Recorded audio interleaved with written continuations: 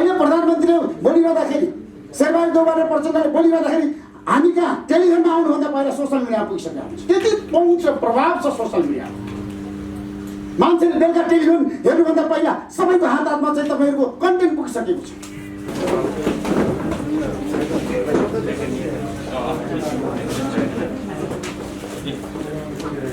Online मिडियालाई हामीले संस्थागत गर्नै पर्छ। म विपुल पोखरेलजीलाई आग्रह गर्न चाहन्छु, आगामी दिनमा नेपालको मिडियामा सबैभन्दा ठुलो भूमिका भनेको अनलाइन पत्रकारिताको हो, सोसियल मिडियाको हो। सबैले मानेका छन्, विश्वले मानिसक्यो। राज्यले कस्तो नीति लिनुपर्छ भन्ने सन्दर्भमा पनि दृष्टिकोण बनाउने सन्दर्भमा काम गर्नेछ। यो प्रतिबद्धता म तपाईँहरूका माझमा राख्न चाहन्छु। त्यसपछि मिडिया हाउसहरूमा समावेशीकरण महिलाहरूलाई मूलधारमा पत्रकार महिलाहरूलाई चाहिँ कसरी ल्याउने, त्यो पनि हाम्रो चुनौतीको विषय रहेको छ।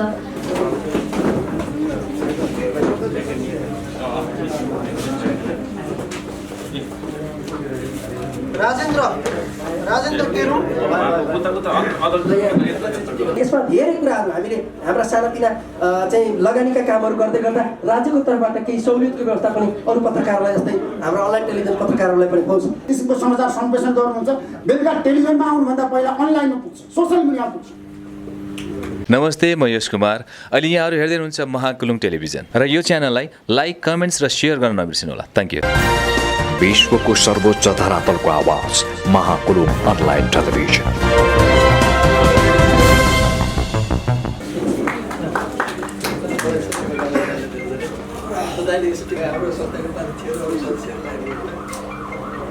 एकदमै यो स्वागतको कार्यक्रम भइरहेछ। त्यसै गरी वरिष्ठ उपाध्यक्ष रमेश विष्ट आज नेपाल पत्रकार महासङ्घमा एउटा सक्षम समावेशी व्यवसायिक टिम आएको छ र नेपाल पत्रकार महासङ्घको इतिहासमा पहिलो पटक सबै पत्रकारहरूले प्रत्यक्ष रूपमा निर्वाचित गरेर सक्षम, योग्य र नेपाली पत्रकारहरूलाई अहिलेको समस्याको समाधान गर्न सक्छ भन्ने टिम पठाएको छ। त्यसैले रिपोर्टर्स अफ नेपाल यो अहिलेको टिमलाई, विपुल पोखरेलको नेतृत्वको टिमलाई सफलताको शुभकामना दिँदै आगामी दिनमा नेपाली पत्रकारहरूले भोग्न परेको समस्याको समाधान गर्नको लागि यो टिम सक्षम छ भन्ने निष्कर्ष निकाल्नको लागि म तयार छु। मेरो निष्कर्ष छ, किन भन्दाखेरि अहिले जसरी साथीहरू चुनेर आउनु भएको छ देशभरिबाट मतदान गरेर हाम्रो देशमा अहिलेसम्म अब विभिन्न किसिमको निर्वाचन पद्धति प्रणालीलाई हामीले भोग्दै आएका छौँ, तर पहिलो पटक पत्रकारहरूले नै एउटा ऐतिहासिक काम गरेको छ, इतिहास रचेको छ। नेपालका पत्रकारहरू सक्षम छन्, नेपालका पत्रकारहरू आफ्ना नेतृत्व आफै छान्न सक्छन् भन्ने उदाहरण यसपटक नेपाल पत्रकार महासङ्घको निर्वाचनमा देखियो। त्यसैले नेपाल पत्रकार महासङ्घको जुन इतिहास छ त्यसले जस्तो सुकै परिस्थिति पनि देश र जनताको पक्षमा, लोकतन्त्रको पक्षमा, विधिको शासनको पक्षमा, कानुनी राज्यको पक्षमा, व्यवसायिक पत्रकारिताको पक्षमा र सार्वजनिक पत्रकारको हक र हितको पक्षमा जसरी आफूलाई उभ्याएको छ, आगामी दिनमा यो टिमले पनि, मलाई विश्वास छ अहिले जसरी तपाईँहरू यहाँ निर्वाचित भएर आउनुभएको टिम सबै कारणले योग्य छ, सबै कारणले सक्षम छ र नेपालको पत्रकारिताको इतिहासमा अहिलेको यो टिमले हाम्रो देशको, नेपालको पत्रकारिताको अहिलेको चुनौतीलाई समाधान गर्दै, अहिलेका चुनौतीहरूलाई हामीले आकलन गर्दै, समीक्षा गर्दै आगामी दिनमा नेपालका पत्रकारहरू सबैभन्दा ठुलो सङ्कटमा चाहिँ पर्न सक्छन्। यस कारणले कि हामी कहाँ अझै पनि नेपाली पत्रकारिताको क्षेत्र पूर्ण रूपमा सुरक्षित छैन। हाम्रो देशमा अझै पनि पत्रकारहरू समस्यामा छन्, अझै पनि हाम्रा देशका पत्रकारहरू साँच्चै भने अहिलेको अवस्थामा जुन किसिमको चुनौती पार गर्दै एउटा गन्तव्य पुग्नको लागि, लक्ष्यमा पुग्नको लागि समाचार सम्प्रेषण गरेर जनतालाई सही सूचना हामीले सम्प्रेषण गर्नको लागि नेपाली पत्रकारिताको क्षेत्र जहिले पनि, जस्तो सुकै परिस्थिति पनि जनताको पक्षमा उभिएको छ, राष्ट्रको पक्षमा उभिएको छ, स्वतन्त्रताको पक्षमा उभिएको छ। कहिले पनि कोहीसँग पनि यसले सम्झौता गरेन। त्यसैले आज नेपाल पत्रकार महासङ्घ सबैको लागि प्रिय भएको छ, सबैको लागि, सबैको साझा सङ्गठन भएको छ नेपाल पत्रकार महासङ्घ र सबैले नेपाल पत्रकार महासङ्घको यो नेतृत्वलाई अहिले जसरी शुभकामना दिएका छन्, आत्मसात गरेका छन्, स्वीकारेका छन् र भनेका छन् नेपालको इतिहासमा पहिलो पटक प्रत्यक्ष रूपमा निर्वाचित जुन किसिमको एउटा नेतृत्व छ त्यो नेतृत्वको लागि हामी सबैले सहयोग गर्ने, समर्थन गर्ने र उहाँहरूलाई सफलताको शिखरमा पुर्याउनको लागि, नेपाली पत्रकारहरूले भोगेका समस्याको समाधानको लागि, श्रमिक पत्रकारको हक हितको लागि, कोरोनाको बेलामा अहिलेको सङ्कट भनेको सबैलाई थाहा छ, सबैभन्दा ठुलो सङ्कट नेपाली पत्रकारितामा छ। र अनलाइन टिभी पत्रकार सङ्घले जुन किसिमको काम गरेको छ, जीवन भण्डारीको नेतृत्वमा जुन किसिमको संस्था अगाडि बढेको छ र यसले नेपाली पत्रकारिताको लागि र सोसल मिडियाको कुरा गर्दाखेरि सोसल मिडियाको भूमिका, प्रभावकारिता र यसले खेल्नु पर्ने आगामी दिनमा जुन किसिमको नेपाली पत्रकारिताको क्षेत्रमा अनलाइन पत्रकारहरूलाई एकदम सक्षम, समय अनुकूल बनाउने, व्यावसायिक रूपमा लिएर जाने र अनलाइन पत्रकारहरूको पनि समाजमा जुन किसिमको भूमिका छ त्यसलाई आत्मसात गर्दै संस्थागत गर्ने। नेपालको पत्रकारिताको कुरा गर्दाखेरि पछिल्लो समय अनलाइन पत्रकारिताले खेलेको भूमिका हामी सबैको लागि अनुकरणीय छ, उदाहरणीय छ र हामीले त्यसलाई मान्नै पर्छ, त्यसलाई स्वीकार्नै पर्छ, त्यसलाई आत्मसात गर्नै पर्छ। तर अनलाइन पत्रकारितालाई व्यवसायतिर लानुपर्छ, व्यवसायीकरण गर्नै पर्छ, त्यसलाई सबैलाई सक्षम बनाउनै पर्छ। मेरो आग्रह छ, अनलाइन पत्रकार साथीहरूको ठुलो योगदान छ। हेर्नुहोस् यहाँ साथीहरू आएर जुन किसिमको समाचार सम्प्रेषण गर्नुहुन्छ, बेलुका टेलिभिजनमा आउनुभन्दा पहिला अनलाइनमा पुग्छ, सोसल मिडियामा पुग्छ। अहिले प्रधानमन्त्रीले बोलिरहँदाखेरि, शेरबहादुर देउवा र प्रचण्डले बोलिरहँदाखेरि हामी कहाँ टेलिभिजनमा आउनुभन्दा पहिला सोसल मिडियामा पुगिसकेका हुन्छ। त्यति पहुँच र प्रभाव छ सोसल मिडियामा। मान्छेले बेलुका टेलिभिजन हेर्नुभन्दा पहिला सबैको हातमा चाहिँ तपाईँहरूको कन्टेन्ट पुगिसकेको छ। त्यसैले अनलाइन मिडियालाई हामीले संस्थागत गर्नै पर्छ। म विपुल पोखरेलजीलाई आग्रह गर्न चाहन्छु, आगामी दिनमा नेपालको मिडियामा सबैभन्दा ठुलो भूमिका भनेको अनलाइन पत्रकारिताको हो, सोसल मिडियाको हो। सबैले मानेका छन्, विश्वले मानिसक्यो। तपाईँको सबैलाई थाहा छ, आज हाम्रो देशका नेताहरूले मात्रै विश्वको नेताहरूले ट्विट गर्दाखेरि विश्वव्यापीमा समाचार बन्छ। कहीँ बोल्नु जानु पर्दैन, व्हाइट हाउसमा बसेर अमेरिकन राष्ट्रपतिले ट्विट गर्ने बित्तिकै विश्वव्यापीमा समाचार बनिसकेको हुन्छ। अनि कति प्रभावकारी छ अनलाइन मिडिया, कति यसले चाहिँ शक्ति आर्जन गरेको छ। त्यसैले यहाँहरू सबैलाई मेरो आग्रह छ नेपाली पत्रकारिताको कुरा गर्दाखेरि। त्यसैले reporters of Nepal, Nepali radio network र प्राइम टाइम टेलिभिजनको तर्फबाट पनि म यो टिमलाई सफलताको शुभकामना दिँदै आगामी दिनमा तपाईँहरूले नेपाली पत्रकारिताको लागि, नेपाली पत्रकारहरूको समस्याको लागि, नेपाली पत्रकारितामा श्रमजीवी पत्रकारको लागि भन्छु म। अहिले पनि हाम्रो देशमा श्रमजीवी पत्रकारहरूको समस्या एकदम पीडादायक छ। कतिपय समाचार लेखेर आत्मनिर्भरतातिर हामीले अझै पनि नेपाली पत्रकारितालाई पुर्याउन सकेका छैनौँ। मलाई विश्वास छ विपुलजी, रोशनजी र विष्टजी, यहाँहरू सबैलाई, रमेश विष्ट लगायत सबैलाई, बाल अधिकारी लगायत सबैलाई, नारायण किलुम्बु लगायत सबैलाई म आग्रह गर्न चाहन्छु। चौलागाई लगायत सबै यो अहिलेको टिमलाई म आग्रह गर्न चाहन्छु। सबै तपाईँहरूको, पवनजी लगायत सबैलाई, विकासजी लगायत सबैलाई म आग्रह गर्न चाहन्छु। सृजनजी लगायत सबैलाई तपाईँले एक आपसमा। त्यसैले मेरा परम मित्र यहाँ कृष्ण करेलजी हुनुहुन्छ, उहाँले बोल्न बाँकी छ। अब तपाईँले पनि प्रिय मित्र, नेपाली पत्रकारिताको कुरा गर्दाखेरि तपाईँले लोक भाका, लोक संस्कृतिको लागि त महत्त्वपूर्ण काम गर्नु भएको छ। अब कहिलेकाहीँ इन्जिनियरिङमा पनि नेपाली पत्रकारहरूको बारेमा तपाईँले गीतहरू राख्नुहोस्। नेपाली पत्रकारिताले खेलेको भूमिकाको बारे, पत्रकारहरूको योगदानको बारे, नेपाली पत्रकारिताले हाम्रो देशमा आज जसरी आमूल परिवर्तन ल्याएको छ त समाजमा। 62-63 सालको जनआन्दोलनको सबै सहभागी यहाँ हुनुहुन्छ, रमेश विष्ट लगायत, विपुल पोखरेल लगायत, यो टिम, रोशन लगायत। म आग्रह गर्न चाहन्छु, नेपालको हरेक आन्दोलनमा पत्रकारको भूमिका छ। म मेरा कृष्ण कलेल, मेरा परम मित्रलाई, लोक भाका, लोक संस्कृति, लोक दोहोरीको लागि निरन्तर लडिरहेको व्यक्तिलाई म आग्रह गर्न चाहन्छु, तपाईँ सबै ताली बजाएर अभिनन्दन गर्नुहोस्। अब नेपाली पत्रकारहरूको लागि तपाईँ हामी सहकार्य गरौँ, मिलेर जाउँ भन्दै यहाँहरू सबैलाई शुभकामना दिँदै बिदा हुन्छ। हस्त नमस्कार। त्यसपछि मिडिया हाउसहरूमा समावेशीकरण महिलाहरूलाई मूलधारमा पत्रकार महिलाहरूलाई चाहिँ कसरी ल्याउने, त्यो पनि हाम्रो चुनौतीको विषय रहेको छ। साथसाथै हामी समग्र पत्रकारहरूका अब पारिश्रमिकदेखि लिएर मिडिया क्षेत्रका विकृतिहरू, जसरी पारिश्रमिकका कुराहरू छन्, बिचबिचमा विभिन्न मिडिया हाउसमा आउने समस्यामा पत्रकारले बिना सूचना जागिरबाट हात धुनुपर्ने समस्याहरू छन्। त्यसपछि समयमा तलब नपाउने समस्याहरू छन्। यी यावत समस्याहरूलाई चिर्ने काम यो नयाँ कार्य समितिले गर्नेछ भन्ने प्रतिबद्धता जनाउँदै यहाँहरू सम्पूर्णले हामीलाई निर्वाचित गराउनलाई जे जति भूमिका खेल्नु भएको छ आफ्नो ठाउँबाट यसमा विशेष अनलाइन मिडियाको त झनै विशेष भूमिका रहेको छ। दीपक गुरुङ,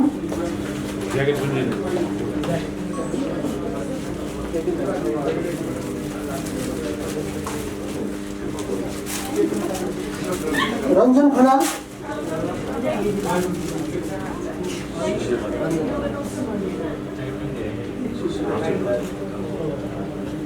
शिशिर अधिकारी,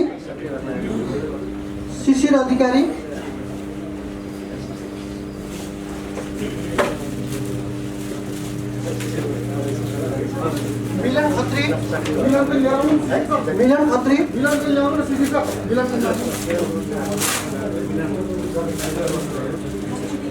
गणेश पौडेल,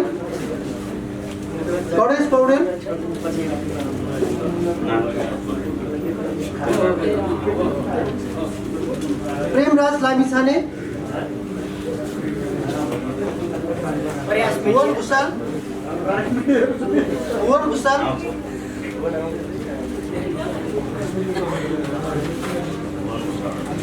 अजय अलङ्कार पुलुङ,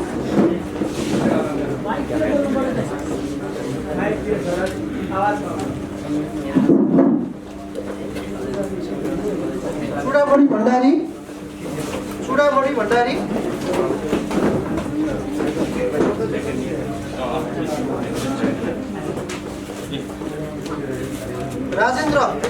राजेन्द्र केरू,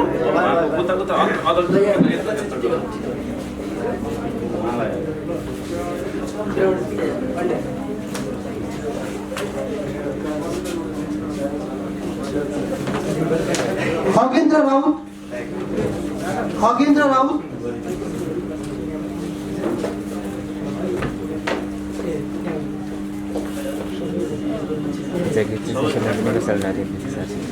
पंकज दाहाल, जीवन पाण्डे, प्रेम सागर पौडेल,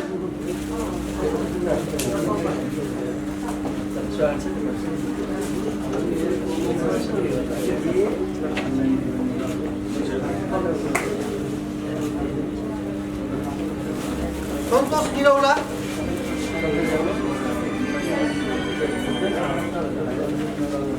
किशोर कुमार श्रेष्ठ,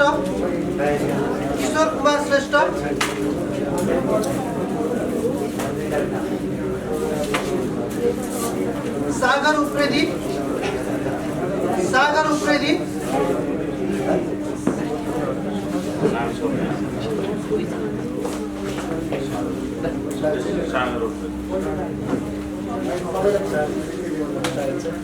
सन्तोष देउजा,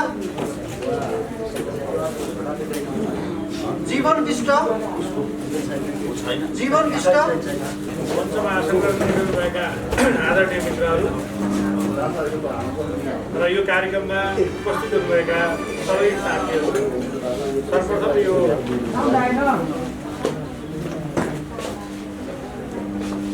सर्वप्रथम यो आतिथ्यका लागि आयोजक संस्थालाई धन्यवाद दिन चाहन्छु। पत्रकार महासङ्घमा हामी निर्वाचित भएपछि हुँदै गर्दा अनलाइन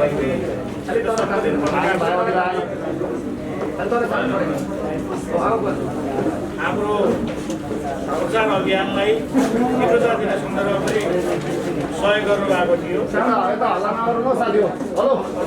हाम्रा प्रतिबद्धताहरूलाई सार्वजनिक गर्ने सन्दर्भमा पनि यहाँहरूले सहयोग गर्नुभएको थियो।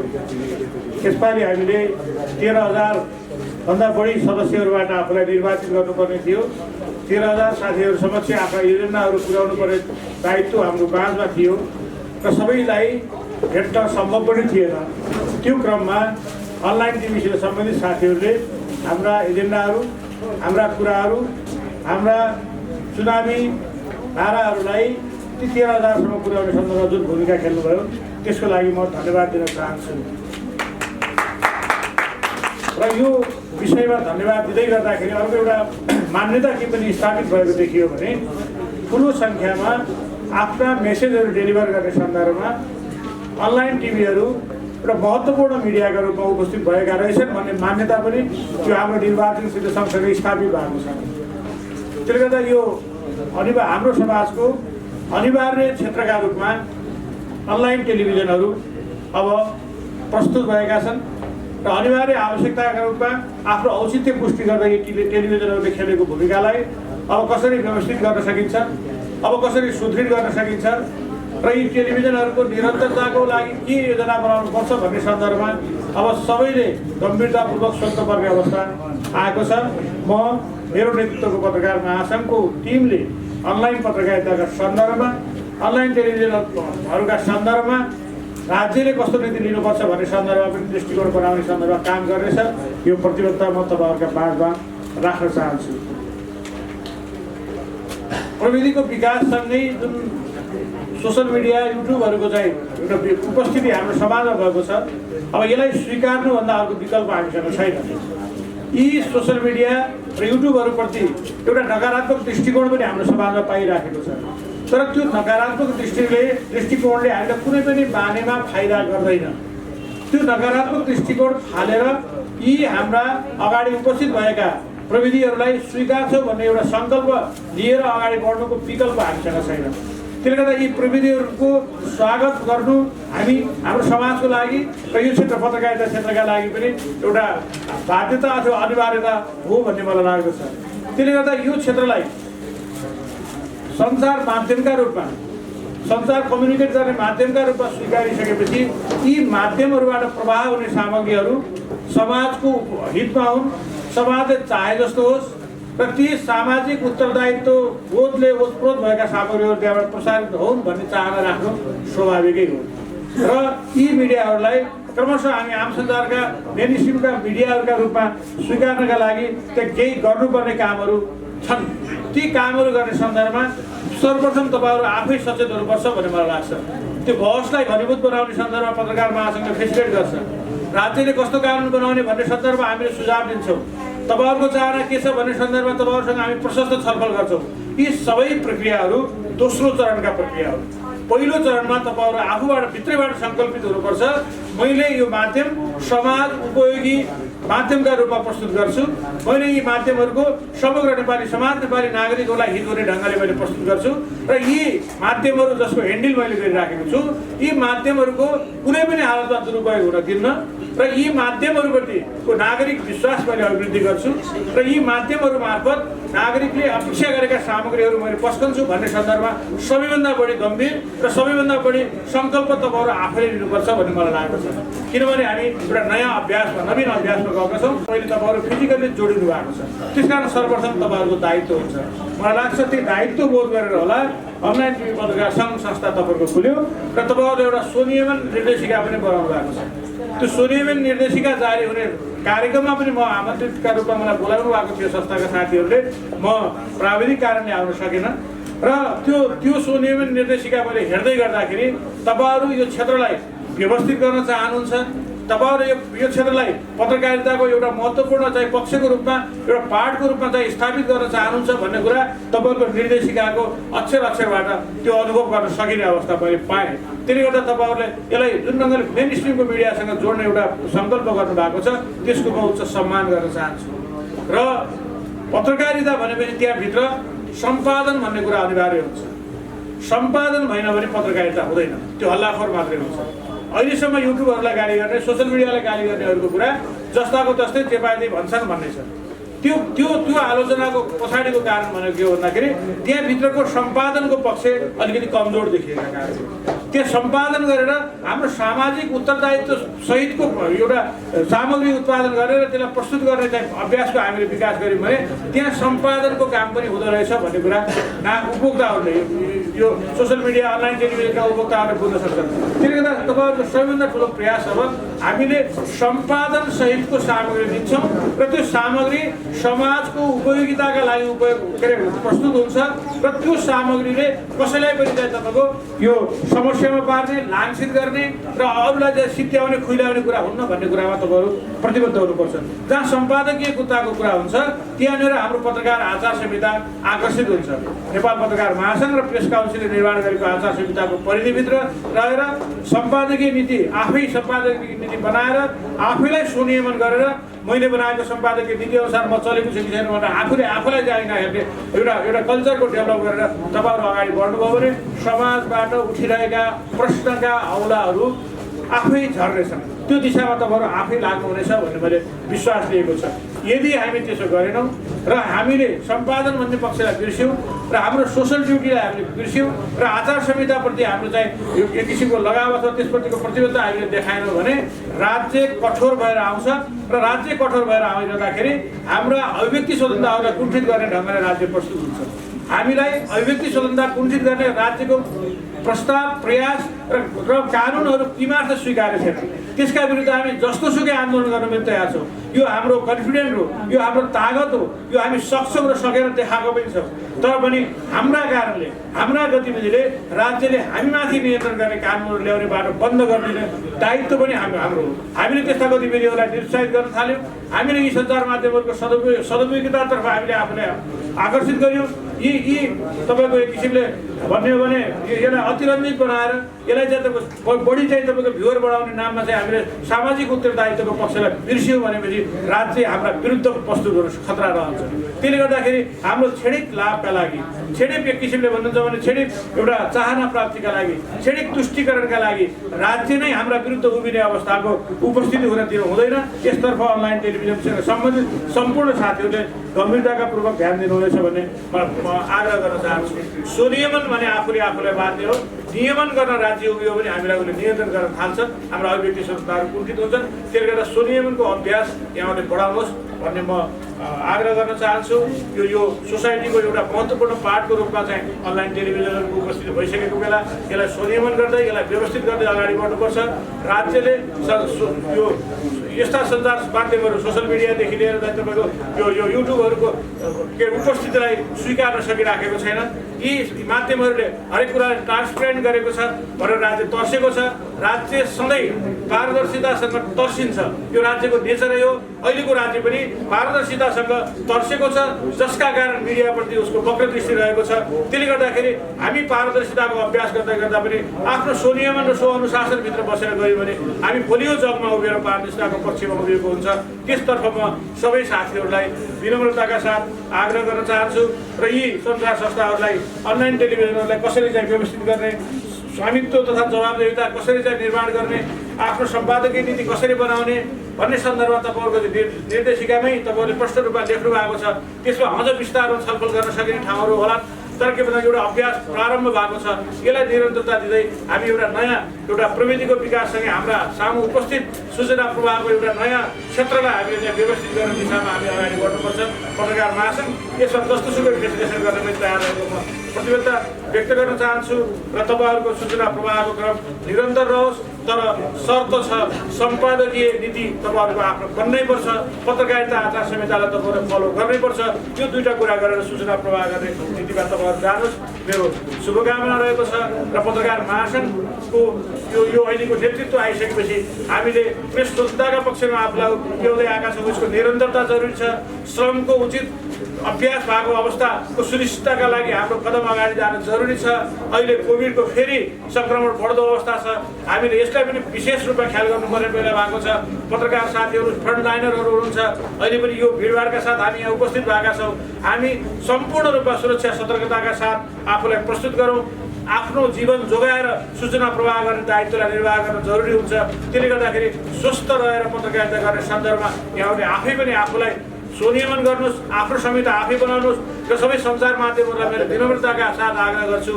सञ्चार माध्यमभित्र हामीले यो कोभिडको बेलामा जुन एउटा अनुभव अभ्यास गऱ्यौँ, घरबाटै काम गर्ने अभ्यास गऱ्यौँ, थोरै सङ्ख्या उपस्थित गराएर काम गर्ने अभ्यास गऱ्यौँ, त्यो अभ्यासको फेरि निरन्तरता दिनुपर्ने अवस्था भएको छ। म त्यसका लागि सञ्चारकर्मी र सञ्चार माध्यमहरूलाई पनि आग्रह गर्न चाहन्छु र यो दिशामा अगाडि बढेर हामी आफू स्वस्थ रहेर स्वस्थ पत्रकारिताको विकास गर्ने बाटोमा हामी लागौँ। म यही शुभकामना दिन चाहन्छु। अन्य मुद्दा, अन्य एजेन्डाका बारेमा हामी निरन्तर छलफल गरौँला। संस्थागत रूपमा अनलाइन टिभी पत्रकार सङ्घ भइसकेपछि त्यसको एसोसिएट सदस्य बन्ने तपाईँहरूको चाहना मैले बुझेको छु। त्यो विषयमा पनि हामीले गम्भीर छलफल गरौँ।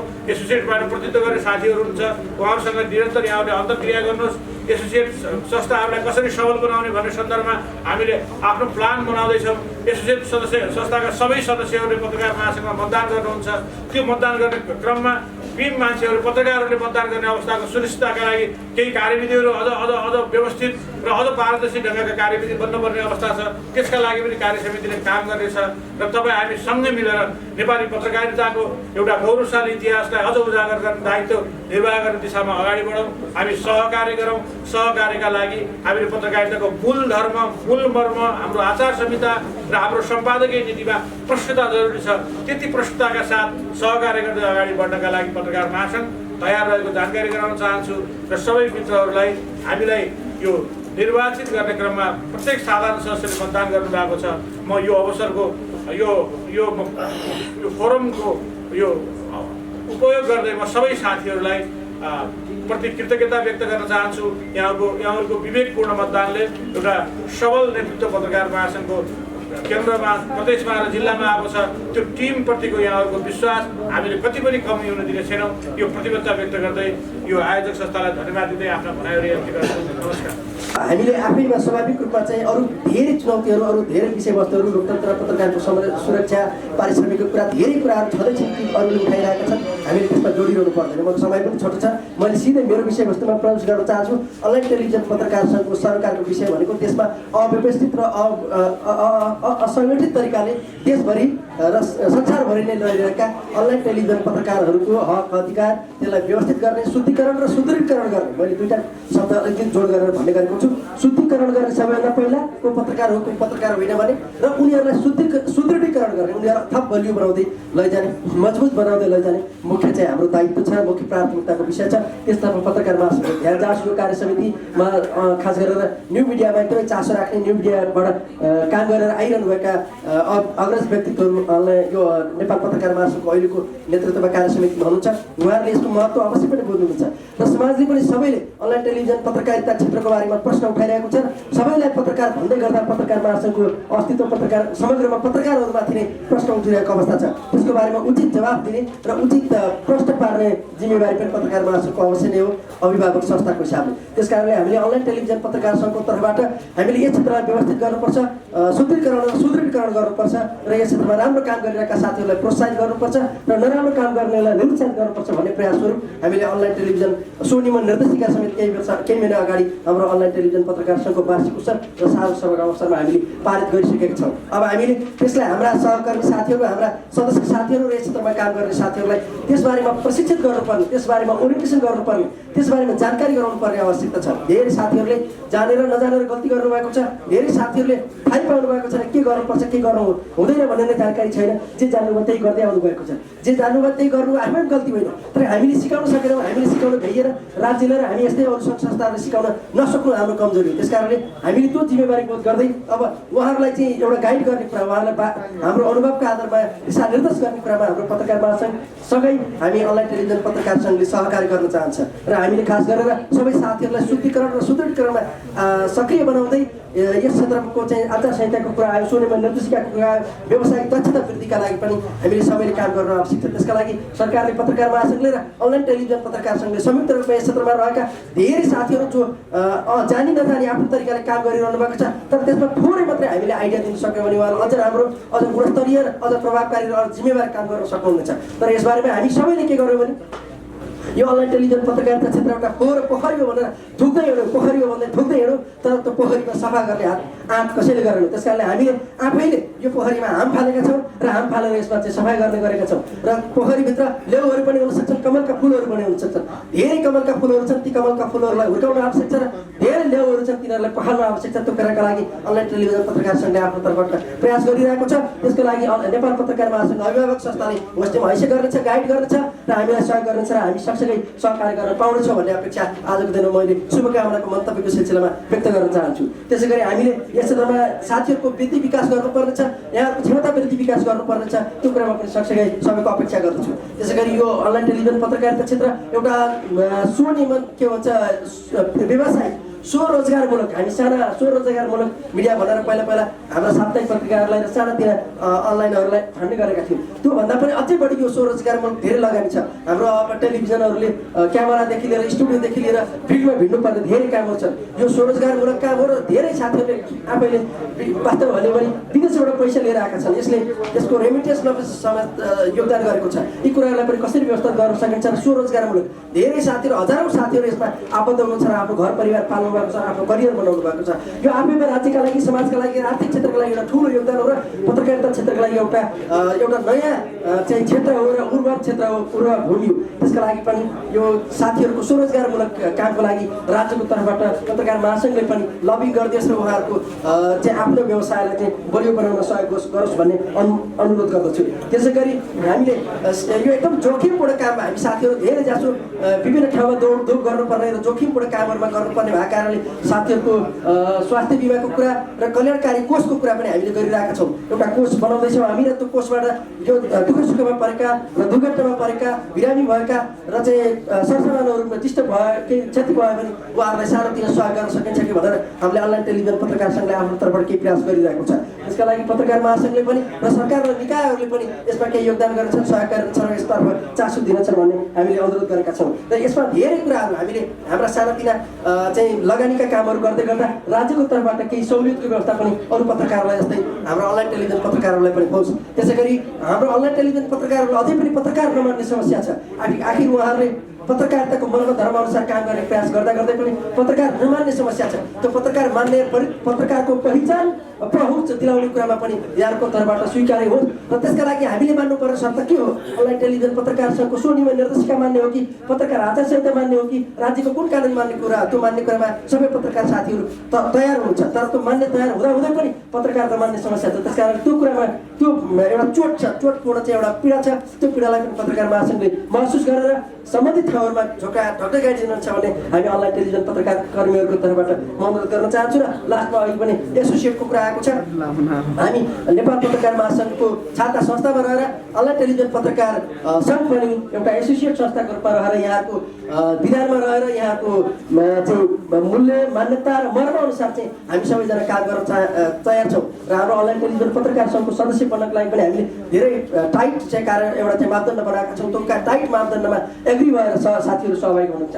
आज मात्रै झन्डै 50जना साथीहरूलाई हामीले कार्ड वितरण गरिसक्यौँ। हामी अब हरेक प्रदेशहरूमा यसको संस्था हामी विस्तार गर्दैछौँ र हाम्रो हजारौँ यति सङ्ख्या छन् भन्ने चाहिँ यसको यकिन छैन। हजारौँ र यति आम्दानी छैन भन्ने पनि अहिलेसम्म यकिन छैन। यति मान्छे लगानी छ भन्ने कुरा छैन। त्यस कारणले हामीले यस बारेमा एउटा सर्वे पनि गर्दैछौँ र चाँडै झन्डै 45वटा प्रश्न उत्तर तयार पारेर हामीले सर्वे गर्दैछौँ। कस्तो पृष्ठभूमिबाट, कस्तो लगानीमा, कस्तो आम्दानी, कस्तो योग्यताका साथीहरू यसमा इन्भल्भ हुनुहुन्छ भन्ने बारेमा पनि हामीले एउटा सर्वे गर्दैछौँ र त्यो सर्वे चाहिँ हामी चाँडै नै पत्रकार महासङ्घ र सरकारलाई दिने तयारी गरिरहेका छौँ। यसरी यो क्षेत्रको लागि एउटा केही गरौँ भनेर चाहिँ हामीले लागेका छौँ। हाम्रो यो शिशु अवस्थामा झन्डै 8-9 महिना मात्रै भएको छ हामीले यो अनलाइन टेलिभिजन पत्रकार सङ्घ स्थापना भएको। त्यसका लागि यहाँहरूले एउटा चाहिँ शिशु चाहिँ एउटा आफ्नो बच्चाको रूपमा चाहिँ यहाँहरूले ग्रहण गरेर चाहिँ हुर्काएर अगाडि बढाइदिनको लागि ताते गरेर हामीलाई चाहिँ हातमा हात समाएर हामीलाई अगाडि बढाइदिनुहुन्छ भन्ने अपेक्षा गर्न चाहन्छु। र समग्रमा फेरि पनि यहाँहरू सबैजनालाई अनलाइन टेलिभिजन पत्रकारहरूको तर्फबाट चाहिँ यहाँ सबैजनालाई आफ्नो कार्यकाल एकदमै ऐतिहासिक, अनुकरणीय र स्मरणीय बनोस् र अनलाइन टेलिभिजन पत्रकारिताको क्षेत्रमा यहाँहरूको कार्यकाल एउटा महत्त्वपूर्ण योगदान गरोस्, एउटा महत्त्वपूर्ण कदम र स्मरणीय काम गर्यो यो कार्यकालले भन्ने कुरा देखियोस् र समाजले अपेक्षा गरिरहेको, प्रश्न गरिरहेको अनलाइन टेलिभिजन पत्रकारिता क्षेत्रको व्यवस्थापन र शुद्धिकरण र सुदृढीकरणका लागि नेपाल पत्रकार महासङ्घले नेतृत्वदायी भूमिका खेलोस्। त्यसमा हामी सँगसँगै काँधमा काँध गरेर हातमा हातेमालो गरेर हामी जान तयार रहेको र त्यसका लागि हामी अपिल समेत गर्न चाहन्छौँ भन्दै मेरा आफ्ना कुरा यही टुङ्ग्याउन चाहन्छु। र हामी यो संस्थामा धेरै साथीहरू संलग्न हुनुहुन्छ र अरू सबै साथीहरूलाई पनि यस संस्थामा आबद्ध हुनका लागि र स्वनियम निर्देशिकालाई पालना गर्नका लागि सबैजनालाई फेरि पनि अनुरोध गर्न चाहन्छु। र स्वनियम निर्देशिकाको प्रशिक्षण कार्यक्रमहरू हामी गर्न गइरहेका छौँ। त्यो कामको लागि चाहिँ पत्रकार महासङ्घले हामीसँग सहयोग गरोस्। त्यसको लागि चाहिँ पत्रकार महासङ्घले जनस्रोतको स्रोत साधनको चाहिँ व्यवस्थापन पत्रकार महासङ्घले गर्न सक्छ भन्ने हामीलाई जानकारी छ। त्यस कारणले आगामी दिनमा त्यो सहकार्य चाहिँ पत्रकार महासङ्घसँग गर्न पाइयोस् र हामी धेरै साथीहरूलाई यस बारेमा ओरिएन्टेसन गर्न चाहन्छौँ। र अहिले हामी जति आइरहनु भएको छ साथीहरू उहाँहरू बिस्तारै यसतर्फ प्रतिबद्ध हुँदै हुनुहुन्छ।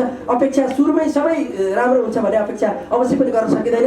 अब हामी बिस्तारै सुध्रिन्छौँ भनेर आउँदै गरेका साथीहरूलाई सुध्रिने मौका पनि दिनुपर्छ भन्ने आधारमा हामीले सबै साथीहरूलाई समेट्ने प्रयास गरिरहेका छौँ र सुध्रिन सक्नु भएन उहाँ सुत अवश्य पनि अर्को पटकदेखि उहाँहरू संस्था हेरिनु हुने छैन। त्यस कारणले यो कुराको लागि चाहिँ सबै साथीहरूलाई पनि आह्वान गर्दै मेरा कुराहरू चाहिँ यहीँ टुङ्गाउँछु र सबैजनालाई यो कार्यक्रममा सक्रिय सहभागिता हुनुभएकोमा धेरै धेरै धन्यवाद दिन चाहन्छु। खास कार्यक्रम आयोजना गर्नका लागि हाम्रो कार्य समितिका साथीहरू खास गरेर हाम्रो उपाध्यक्ष कुशलजीले एकदमै महत्त्वपूर्ण भूमिका खेल्नु भएको छ। त्यसै गरी अब सञ्जय दाई कुरा भइहाल्यो, त्यसपछि सरोजी, त्यसै गरी हाम्रो कृष्णकरण दाई पनि एकदमै महत्त्वपूर्ण तरिकाले हामीलाई एउटा अभिभावकको रूपमा पछाडि पछि रहेर हामीलाई धेरै सहयोग गर्नुभएको छ। यसबाहेक अरू सबै साथीहरू उत्तिकै महत्त्वपूर्ण सहयोग छ र यस आगामी दिनमा पनि यस्ता कार्यक्रमहरूमा यहाँ सबै साथीहरूको उत्तिकै सक्रिय सहभागिता रहनेछ र पत्रकार महासङ्घसँग उत्तिकै सहकार्य गर्न पाइनेछ भन्ने अनुरोध गर्दै मेरा कुरा यही टुङ्गाउँछु र सबैजनालाई फेरि पनि शुभकामना दिँदै धन्यवाद दिँदै मेरा कुरा यही टुङ्गाउँछु। धन्यवाद।